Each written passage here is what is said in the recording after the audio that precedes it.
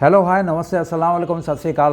मैं हूं आपका होस्ट एंड दोस्त शामिक और आप देख रहे हैं यूट्यूब का सबसे सच्चा और सबसे ईमानदार channel tractor talk with Shamik, जहां मेरी पूरी कोशिश रहती है कि आपको वो सारी बातें बताऊं जो आपके लिए बहुत महत्वपूर्ण है जब आप कोई ट्रैक्टर या कोई एग्रीकल्चर इम्प्लीमेंट ख़रीदने जा रहे हों।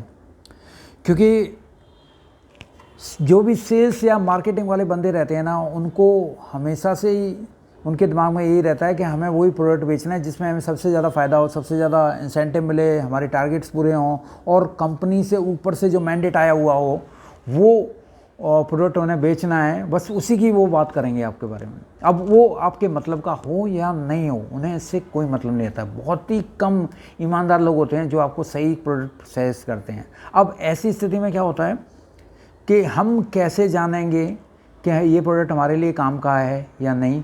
तो वही सारी बातें मैं आपको यहाँ बताने के लिए मौजूद हूँ, क्योंकि मेरा मानना रहता है कि किसान भाइयों का पैसा बहुत ही मेहनत का होता है, बहुत ही ईमानदारी से कमाया हुआ पैसा रहता है और उस पैसे की पूरी वसूली होनी चाहिए।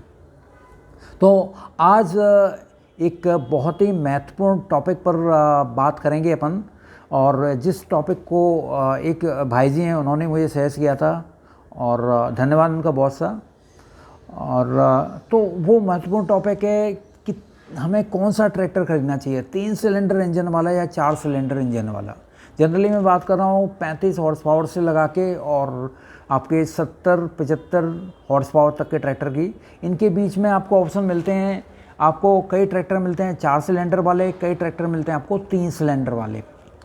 अब कई बार मैंने देखा है कि जब आप एक ऐसे सेल्स वाले बंदे के पास में जाते हैं ट्रैक्टर खरीदने के लिए, उसके पास में 4 सिलेंडर का है ट्रैक्टर, तो वो क्या बोलता है कि हमारे ट्रैक्टर में 4 सिलेंडर हैं और उसमें पावर ज़्यादा है 3 सिलेंडर के ट्रैक्टर से। तो ऐसा होता है? बिल्कुल नहीं होता ऐसा। क्यों नहीं होता उसका मैं आपको रीज़न बता देता हूँ। एक एग्जांपल अपन ले लेते हैं। जैसे महिंद्रा का 475 मॉडल अपन लेते हैं। इसका जो कॉन्फ़िगरेशन अपन देखें तो उसमें 4 सिलेंडर का इंजन होता है। सीसी होती है, क्यूबिक कैपेसिटी इसकी होती है 2730 सीसी की। और अगर मैं एक स्वराज का मॉडल लूँ 960 960 स्वराज 960, ये होता है 3 सिलेंडर का। तो ताकत किस में ज़्यादा होनी चाहिए? अब जो भाई साहब वो बोल रहे हैं तो उस हिसाब से तो 475 में होना चाहिए ताकत ज़्यादा, लेकिन ऐसा नहीं होता। 475 में ताकत कितनी होती है? 45 भी नहीं होता, सॉरी, 475 में तो 42 हॉर्स पावर की कैटेगरी का इंजन रहता है। 475 में 42 का और 575 में 45 हॉर्स पावर कैटेगरी का। और अगर 960 की बात करूं तो ये 60 हॉर्स पावर की कैटेगरी का इसमें ताकत रहती है। दूसरा एग्जांपल अपन लेते हैं, जैसे कुबोटा का एक मॉडल ले लेते हैं। कुबोटा का मॉडल आप उठा लो, LB4508, LB4508। इस ट्रैक्टर में 4 सिलेंडर का इंजन होता है। एक और अपन ट्रैक्टर ले लेते हैं जॉन डियर का 5075। इसमें कितने सिलेंडर का होता है? 3 सिलेंडर का। तो ताकत किस में ज़्यादा होनी चाहिए? 4 सिलेंडर उसमें कुबोटा में नहीं होता। किस में होता है ताकत? जॉन डियर में ज़्यादा है। 75 हॉर्स पावर कैटेगरी का है, चाहे जॉन डियर का आप 50-60 लो या 50-55 लो। तो इनमें 3 सिलेंडर का इंजन होता है और ताकत कुबोटा LB4508 से ताकत ज़्यादा रहती है। अब अगर मैं इंजन के ओवरऑल वॉल्यूम की बात करूं, इंजन के साइज़ की बात करूं, कुबोटा LB4508 में कितने सीसी का इंजन होता है? ये रहता है आपका 2197 2197 2197 सीसी का इंजन होता है। और अगर जॉन डियर की बात करें 50-75, 50-50, 50-55, ज़्यादातर मॉडल में 2931 सीसी का इंजन होता है। तो ये बात हमारे लिए क्लियर है कि पावर का सिलेंडर से ज़्यादा होने से कम होने से इसका कोई लेना देना नहीं रहता है। ओवरऑल आपके इंजन की कितनी कैपेसिटी है, क्यूबिक कैपेसिटी कितना है, यानी कितना बड़ा आपका इंजन है, उससे पावर आपकी ज़्यादा जनरेट होगी। हाँ, छोटे इंजन है जिनके सीसी कम है, उनमें क्या कर देते हैं, वो टर्बो चार्जर लगा देते हैं या रेटेड इंजन आरपीएम बढ़ा देते हैं जो मैंने पहले के टॉपिक्स में बताया था आपको, टर्बो चार्जर और रेटेड इंजन के आरपीएम के बारे में, तो ऐसे ही आप बढ़ा सकते हो। और भी कोई कन्फिग्रेशन रहते हैं, उनसे ही आपके पावर बढ़ जाती है इंजन की। लेकिन सिलेंडर ज़्यादा है और इंजन का साइज़ कम है तो पावर आप ज़्यादा जनरेट नहीं कर पाओगे। तो ये जो मिथ रहती है कि 4 सिलेंडर में ज़्यादा ताकत रहेगी, नहीं, ऐसा नहीं होता। 3 सिलेंडर में कम ताकत रहेगी, नहीं, ऐसा नहीं होता। हाँ, एक बात गौरतलब है जो मैंने देखा हुआ, पर्सनली मैंने रियलाइज़ किया हुआ है कि 4 सिलेंडर के जो इंजन रहते हैं उनकी फ्यूल एफिशिएंसी थोड़ी सी अच्छी होती है 3 सिलेंडर के इंजन से। जैसे अपन महिंद्रा के ट्रैक्टर्स भी ले लेते हैं, 475 या 575 ले लेते हैं, या कुबोटा की मैं बात करूं, चाहे LV4508 है या MU5501 है, कोई भी मॉडल है, तो ये 4 सिलेंडर वाले इनकी थोड़ी डीजल की खपत रहती है, वो थोड़ी सी कम रहती है। लेकिन अगर मैं ताकत की बात करूं तो ताकत में जो 3 सिलेंडर वाले इंजन है ना, वो इन पे थोड़े से भारी पड़ते हैं, इनकी खींचने की ताकत ज़्यादा रहती है, बैकअप टॉर्क ज़्यादा अच्छा है। जैसे या महिंद्रा के मैं बात कर रहा था, 475, 575 और भी ट्रैक्टर्स हैं, इनके बैकअप टॉर्क्स ज़्यादातर के कम रहते हैं।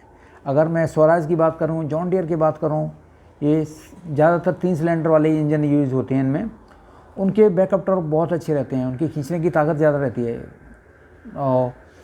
तो खींचने की ताकत के मामले में ये 3 सिलेंडर वाले इंजन ज़्यादा अच्छा काम करते हैं, और फ्यूल एफिशिएंसी के मामले में ये 4 सिलेंडर वाले ज़्यादा काम करते हैं। तो ये ट्रॉली वाली का जितना भी काम होता है तो लोग ज़्यादातर महिंद्रा को पसंद करते हैं। वो इसलिए करते हैं कि उन्हें चिंता नहीं रहती माल कितना आ रहा है, क्वांटिटी क्या है क्या नहीं है। हाँ, डीजल कम खाता है ये है, लेकिन सेम ट्रॉली को आप उसमें जॉन डियर या स्वराज या किसी में यूज़ करेंगे तो वो थोड़ा सा डीजल ज़्यादा लेगा। लेकिन वहाँ आपको क्या करना है कि ट्रॉली में लोड ज़्यादा लेना है, बड़ी ट्रॉली यूज़ करना है जब आप वो ट्रैक्टर यूज़ कर रहे हैं।